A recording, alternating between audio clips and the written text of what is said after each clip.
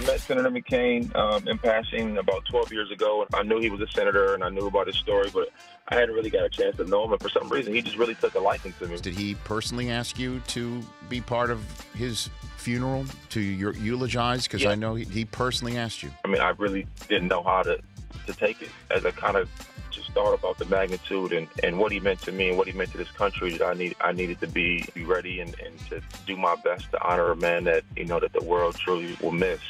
What do you think is going through Le'Veon Bell's mind?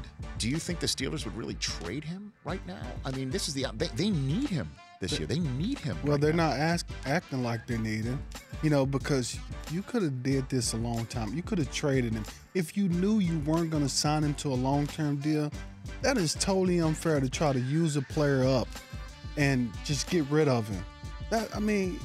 Just trade him. Get rid of him. Just like Oakland did with Khalil. What's the toughest match you ever played then, Andre Agassi? Getting my wife to say yes. That was as hard as it gets.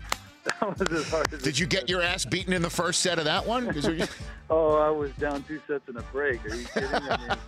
I came out of the grave to pull that one out.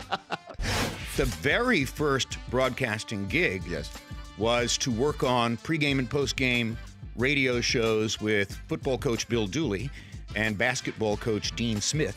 There are things he said to me and lessons I learned from Coach Smith that come up virtually every day. The Final Four was here in L.A. North Carolina was heavily favored against a kind of little-known Florida State team. A tremendous player named Bill Chamberlain was 3 or 4 minutes late to the pregame meal, and Coach Smith calmly announced to the team that Bill wouldn't play the first half. Florida State went up by 21 points in the first half, and a second half comeback fell short.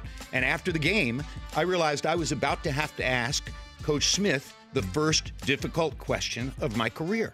I was in the pregame meal. I saw that Bill was 3 minutes late. This was the national semifinal. Could an exception have been made? And Coach Smith looked at me blankly and said, tonight was one night. We coach every player for 4 years. And I think of that almost every day of my life. Seriously. What do you think of the new helmet rule, Ed Reed? I was one of the first to be suspended with the helmet rule. Football is a violent sport. It's gonna be that way for ages. It's always been that way for hundreds of years.